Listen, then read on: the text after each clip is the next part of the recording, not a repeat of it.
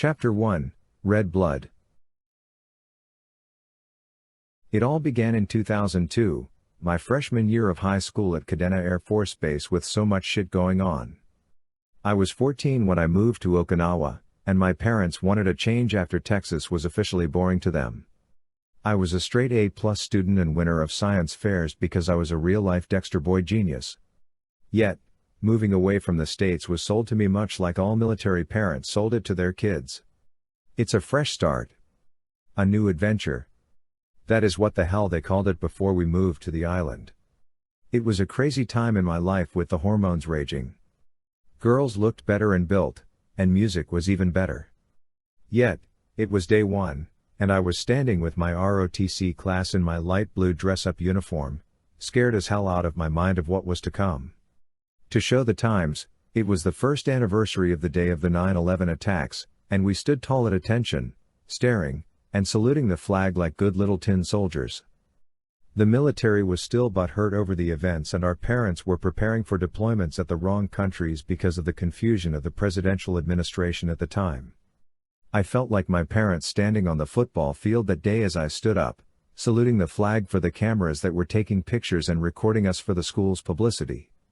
I can remember that it was the day I met my two best friends in the world.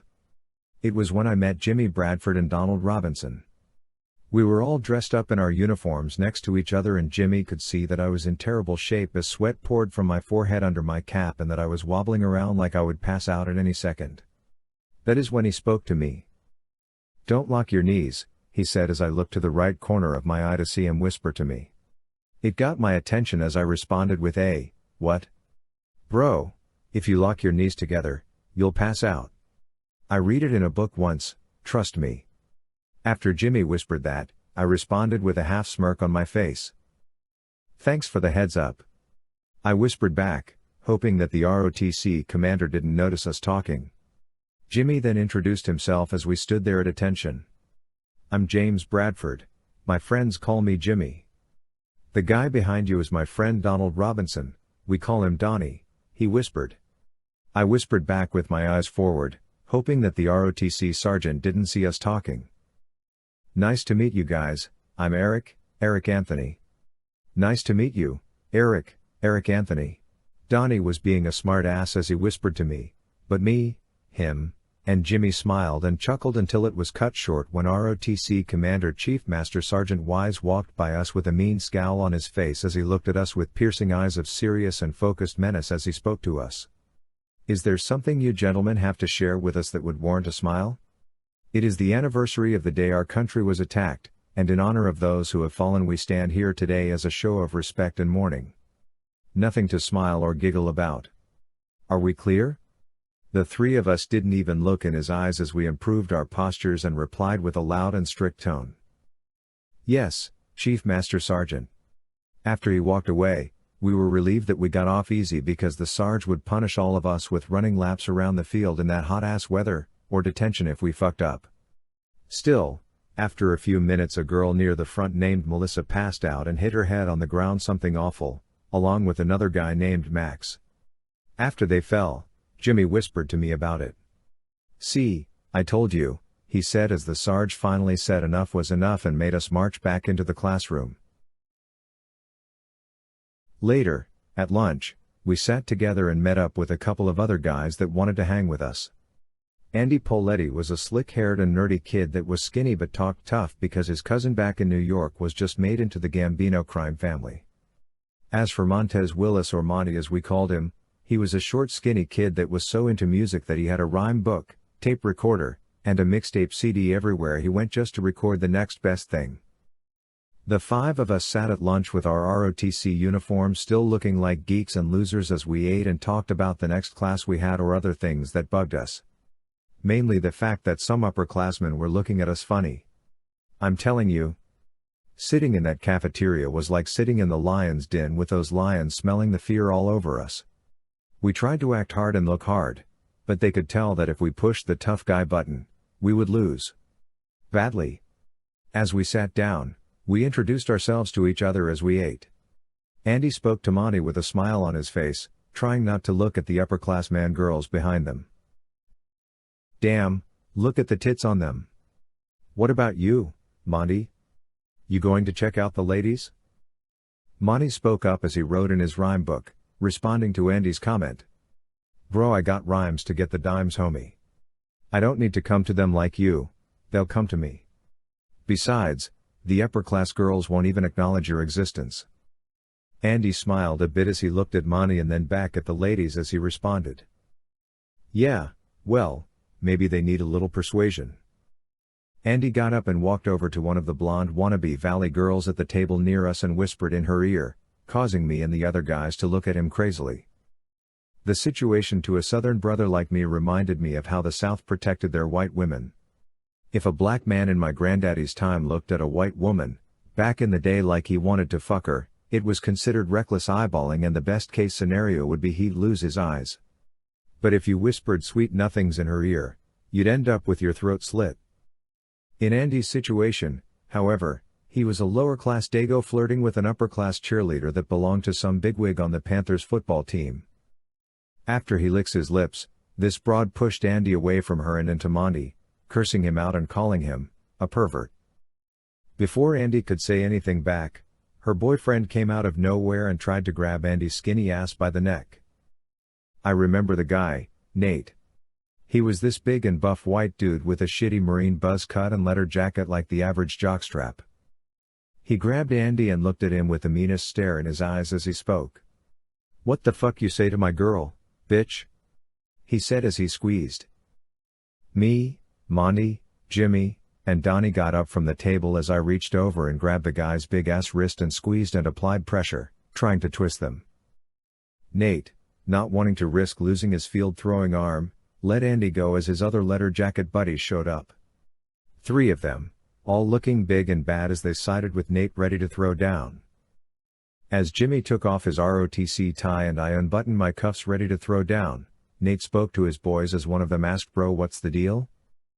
This little guinea cocksucker whispered in my girl's ear, talking about how much would he have to pay to eat her pussy up. "I want this guinea faggot's balls and cock in a sling, along with these other bitches, including this black motherfucker too." After Nate said all of that, Andy responded as he stepped up to him, ready to talk shit back with a vengeance with him being the big mouth he was. "Who are you calling a guinea, you bad buzzcut having ass licker? I was all up in your bitch's ear and I dare you to say something." Before Nate could raise his fist, a teacher's aide or lunch monitor walked by, causing Nate to back down with his boys as he responded. "This isn't over.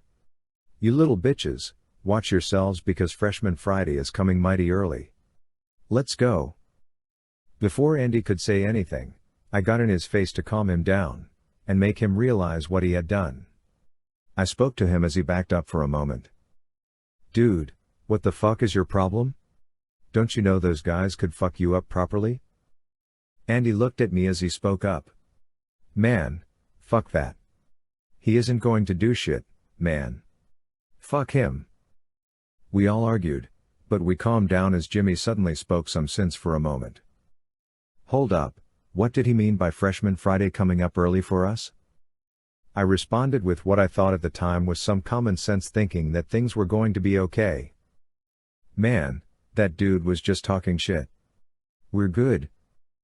Jimmy hoped I was right as we all sat down and continued to eat lunch, thinking to ourselves that we would be just fine as we sat down.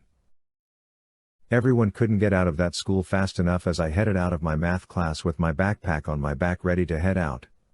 I met up with Jimmy and Andy in the locker room where we were going to get changed for basketball, and as we talked, Nate and his guys cornered us. Nate talked shit as he looked at Andy with 5 guys behind him. "I told you that Friday would come early. Boys, take out the trash." We were outnumbered, and we knew it, but with a black belt to my name, I kicked one guy in the balls and hit him with an uppercut. Andy tackled Nate and started punching while Jimmy started throwing his fist at the 2 guys that were bigger than he was. We started brawling, but to no avail as they just overwhelmed us and started punching. We punched and kicked back but were getting our asses beat, including Andy who Nate was on top of now punching. I kicked Nate in the back of the head as one of his guys lifted me over his shoulder and prepared to throw me in the large garbage bin, the classic Freshman Friday shit. Before the jock could throw me into the large garbage bin headfirst, an amazing thing happened. Something that would change my life and my world forever. Suddenly, Jimmy's big brother and 3 of his boys ran up and caught up with the jocks and started beating them down. One guy kicks the jock carrying me, causing him to drop me as I got the guy in a headlock and threw him into a locker room locker. The odds were in our favor as we beat the jocks bloody. Nate raised his hands as Jimmy's brother picked up an old-style scale, a scale mind you, like a baseball bat, and smacked Nate in the ribs so hard that he flew into a plate glass window damn near dead. After we beat the guys into submission gangster style, Jimmy's brother grabs Nate by the collar as he started to cry like a bitch. Making Jimmy's brother smile and laugh as he spoke to us and then to Nate. "You hear that, boys? You hear a bitch crying? Who's the bitch? I swear that if you ever come after my brother or his boys, I'm going to take this scale and shove it up your ass feet fucking first." Nate was covered in bruises as he cried and spoke to Jimmy's brother like a bitch. "Please, I didn't do anything," Nate said, but Jimmy's brother got in his face to correct him. "Oh no, you didn't do nothing, you just let your male bitches do it for you, right? Take off your leather jackets, all of you." Nate and his boys took off their prized possessions and tossed them to the ground as they looked in fear at Jimmy's brother and his guys. Seeing this and the power they had made me want to be like them as Jimmy's brother gave them one last command. "Now get the fuck out of here. Now." I'm telling you, those jocks ran so fast you'd think there was a bomb in the locker room. They were gone as Jimmy's brother and his boys checked up on us to see if we were good. I was bruised up but still kicking, along with Jimmy and Andy too. I dusted off my uniform as I looked up at Jimmy's brother as he asked me questions about what was going on. "The name's Johnny B. You good, bro? You were all over that shit." I responded with gratitude as he shook my hand. "I'm Eric Anthony. I was backing up Jimmy and Andy because of that jock piece of shit. Thanks for helping us." Johnny responded as the others got up with me. "Don't mention it, bro, I had to protect my little brother Jimmy." "About time you showed up, bro. That was almost our asses."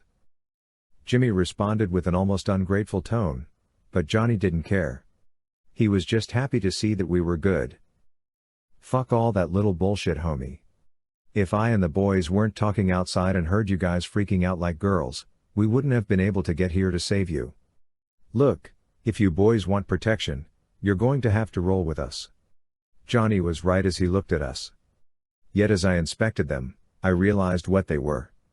I lived in Georgia for a short time and saw the gangs and their colors, so when I saw the black and red they had on, I had an idea what they were. Still, I was drawn in by the power that Johnny and his boys had. The next day we were eating lunch with Johnny and his boys as he introduced me and the guys to his 3 best crew members who were his equal. We thought the Okiboyz was a big-time army gang, but it was just Johnny, Eddie, E Smooth as we called him, Elijah, Eli as we called him, and Adam, Adonis as we called him. As we sat with them trying to look like cool kids, Johnny spoke to us with his boys as he looked at us. He knew what we wanted after yesterday, and he was willing to give it to us. "You see, boys, if you want to run with this crew, you're going to have to understand this is like a brotherhood. We don't turn on each other, we don't mess with each other's girlfriends, and most importantly we don't rat, not even on our enemies." I nodded my head in agreement as the 5 of us watched the 4 of them. We were willing and able to do anything as Adam spoke up next. "We hustle to stay afloat and do what we have to. You see, hustling and earning on a military base is a lot like hustling and earning in a prison. You got top security all around and every soldier and military cop looking for people to snitch on. Especially if it will get them out of trouble or give them another patch on their sleeves. Do you want to make a profit? You got to know how to work on the DL." I agreed as me, Jimmy, Andy, Monty, and Donnie agreed to join the gang. But Adam reminded us of what needed to be done before we could join. "You guys are going to have to go through a test of strength and courage. You got to be jumped in. You got to show that you can fight and defend yourselves so that in case some shit pops off you can back us up. Can you boys do that?" I could fight. I'll admit it because I took up karate and had a black belt, but like a dumbass, I agreed. My friends saw me and agreed also, and Jimmy didn't think that his big bro would allow us to get hurt by him and his friends. So, like morons, we agreed. So, a few hours later, there I was, out in the boonies of the Okinawan jungle near the school right after school, mind you. I was ready to fight to show that I could roll with the Okiboyz. So, Johnny, Adam, Eli, and Eddie surrounded me, Donnie, Jimmy, Monty, and Andy, and proceeded to beat the shit out of us. Now mind you, I'm a black belt, so I'm throwing kicks and shit like you wouldn't believe, but Adam and Johnny were trained Muay Thai boxers along with Eddie, and Eli was a fucking wrestler or some shit. Either way, we were jumped into the gang, thrown to the ground, and beaten up. I'm kicking as I'm on the ground, trying to knock Adam's legs out from under him and trying to fight back. Yeah, after that minute they suddenly stopped and picked us up off the ground and dusted us off. Johnny then patted me and the guys on the back and handed the four of us long silver-plated sterling chains with silver male symbols on them that represented the symbol of the gang. Congratulations little brothers, y'all are Okiboyz now. From now on you wear your chain with pride and wear your black and red colors the same. Always remember that you have a brother everywhere you go, so look out for one another as we look out for you. Jimmy said all of this with pride as he walked around us and spoke. Now I was busted up, bruised, and I think my lip was bleeding like a motherfucker, but we were jumped into the gang and became full-blooded members. Eddie said that it was blood in blood out, but we were so proud of ourselves as the five of us stood tall as though we were made guys in the mafia. As we walked out of the boonies and back towards the school, we followed our four leaders as they taught us the rules. Johnny liked to walk and talk. So, when we walked behind him, he told us what was up. Rule 1, never raise your hand to one another and settle all business disputes with a sit down. Rule number 2, look out for one another, no matter what. If a brother was in trouble and he calls for help, you answer the call. Rule number 3, you will pay tribute and dues to the leaders of your sets. That means me and these three guys here get a piece of everything you do, 25% due every week. Rule number 4, respect the ladies of the members as well as family members. That means your father is my father, your mom is my mama, your sister and brother are my sister and brother. Your fam is my fam and under our protection. If anyone puts hands on your family, we got your backs. Rule number 5, when it comes time to fight a rival, it doesn't matter how many of them there are. We squat up and we fight, and if we have an organized fight, we follow the rules of said fight. Yet only one guy can be armed, just in case. The last but not least rule is number 6, you never, ever in your fucking lives snitch, not even on your worst fucking enemy. I'm telling you, if the enemy raped and killed your entire fucking family, you don't snitch on him, but you come to us and you and I will deal with them. Because if you could snitch on an enemy, you can snitch on us, and doing so equals death. Do you boys understand these rules? Can you follow them? Because once you say yes, there's no going back from this life. We didn't argue or anything, we simply said yes and kept walking back to campus. All the students were getting on buses and heading home, while the only groups that stayed at the school were the usual crowds. You had the preps, the goths, the emos, the segregated social jocks, and their cheerleading girlfriends, you know, the usual stereotypical high school crowds. But on the other side of the school, near the back of the building, close to the shop class and the pool house, you had the gangster crowds and their groupies. We walked over to the pool house area and parking lot, and it seemed like everyone had their corner. The parking lot was square, but as we walked to the southeast end of the parking lot, Johnny pointed out the other crews and told us what they did. To the northeast side, right here in this corner, we have the Brown Boys. They are a Filipino gang ran by Roberto Reyes. They are into cockfights off base and selling hot shit, or whatever they can steal. You can tell who they are because they are always wearing brown and because they are Filipino. They're the only gang that is not multiracial as we are. Johnny said as he pointed in the direction with his right hand. John was right, a lot of us military brats that were ganged up were the United Colors of Benetton gang, as they called us, because with us being thousands of miles away from the States and growing up under one military roof, we didn't have the same bigoted views as everybody else did back in the States. Everybody stateside stuck with whoever they grew up with, yet for us, we stuck with the people we worked with within that group and were very multicultural. We didn't discriminate or hate somebody because of their color, because the US military put us all into one basket. But the brown boys were the only ones other than the Japanese that stuck to their own, even though they were cool with us. I guess that is another reason they never really got caught, let alone snitched on one another. Still, after our gang initiation, we had red t-shirts on as we stood in the parking lot looking at all the other gangs. Johnny continued to point out the other gangs on the other parts of the parking lot. Right across from them are the Five Deep Mafia.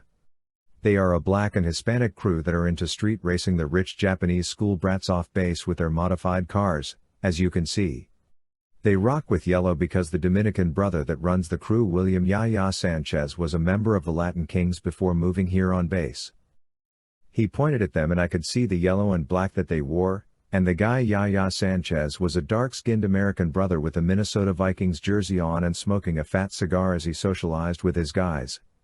Next, Johnny pointed at the group near them and spoke. The cats over there next to them are the United Crip Nation. We are talking Crips from all over the US and Asia. Black, yellow, brown, and white. All of them are Crip members, all ganged up and working together under the black Apino brother with the Blue Jays jacket. His name is Styles with a Z. They like to do what is called a yank and grab. They run around, talk shit and steal shit, and will roll up on somebody to rob them if they look like they got money, and they sell fake weed to people that don't know any better. Styles sat on the hood of his car and spoke to his crew as they listened to a Crip mixtape with their loudspeakers and danced. Yet, when Johnny pointed to the southwest side of the yard, he pointed out what would become our arch enemies. And last but not fucking least, we got KM. They call themselves the Cadena Murderers, but the leader Marco the Manslaughterer calls them the Corrupted Minds. They are multiracial like us, but they are run by this half-Irish half-black motherfucker that thinks he runs the school. What he does is pimp middle school girls and use them to blackmail the military personnel on the base, such as the MPs. That is one of the reasons they never get caught doing shit, even if it is red-handed. We rock with everybody here except these motherfuckers, so don't fuck with them because they will fuck you over and fight dirtier than a motherfucker. Johnny's words were extraordinarily strong about this gang. They had on green and black, opposite of what we had on, and their leader only had clout because he killed his stepfather in the States by beating him to death because his stepfather tried to rape his kid sister. Yet, everyone that gets to know him knows that he uses that body and others as badges of honor and street credit, or the bling as he called it. It wasn't until later till we learned that Marco the Manslaughterer Hannity had lied. He murdered his stepfather because he found Marco's Tech 9 that he used in a gang hit and was getting ready to rat on him. Marco was a real piece of shit. He just held his girlfriend as he leaned on his car and stared at us with a snotty smirk that made you want to just bitch slap it off his face. Still, Johnny had shown us the gangs and told us not to mess with them and beef with them unless he, Adam, Eli, and Eddie agreed. We were just standing in the parking lot with our chains hanging, looking at the other crews, when suddenly Marco decided to walk over to us with his green-haired, gothic-looking, girlfriend Mia, and two of his guys to speak to Johnny. Yo! What up, John boy? It looks like you got some new fish to join your little crew now that your other lower-class friends moved away. What part of the Lollipop Guild did you get these bitches? I stepped up ready to throw down on the guy. He was 6'1" and full of muscle, but I didn't give a fuck. Johnny stopped me by holding onto my shoulder. He then moved forward to talk to Marco with a smirk as he winked at Marco's girlfriend Mia before looking back at him. Well, if it isn't Mr. Noodle and his pretty little 7-Eleven slurper. You know, when she is done with the smaller things in life you can send her our way. I bet these little homies here would show her a good old time. John's words hurt Marco, telling by the face he made, but he tried to play it off as his two lieutenants Big Luke and Camo stepped up. Adam and Eli walked up as Eddie held us back. Not to mention two more members of our gang showed up to back us up. Jason Smith, or JJ as we called him, walked up behind us with his chain wrapped around his right hand, ready to throw down. Next to him was Damon Lamo or DJ as we called him, holding a track baton. Plus with him was his twin brother Mike. The three had on jerseys from the Chicago Bulls, Miami Heat, and the ATL Falcons. The only way to get away with wearing gang colors at this time, and even today, is to wear sports team gear. It was so that people couldn't see you were ganged up, but instead think you were a sports fan. Still, when these guys showed up, I recognized them. They were freshmen just like us, only they had a different lunch period than we did. When they stood by us, Johnny looked back and smiled at them before looking back at Marco with a boyish grin. As you can see, my guys are on point. Now we can't say that about you and your team, now can we? Marco shrugged his shoulders and backed up a bit before speaking. No problem at this time, bro. Just remember to keep your little pieces of jailbait on a short leash. Because if I catch them slanging lopsided on my turf again, we will have a problem. Got that? Johnny nodded and agreed. Just as long as you keep your herpy hippos in Chibana, we're straight as a gate. Now get the fuck off our side of the market, Johnny said before Marco and his girl and lieutenants turned their backs and walked away. We called the gang area the market because that's where we socialized and made our business deals at. It was a flea market with car trunks full of goodies to sell, but if you stayed in your area and didn't cause problems, you were safe. John looked back at me and pointed. You don't jump until I tell you or until he raises his hand first, you got me, little bro? Johnny said in a harsh tone. I simply nodded in agreement and replied with a yes, sir, before shutting up.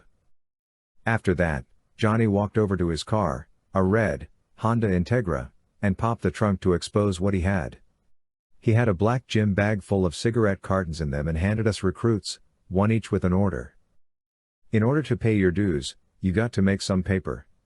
Now loosies are big here in the market and back at the school, and if you want to sell them you get a pack and you sell the smokes one smoke at a time.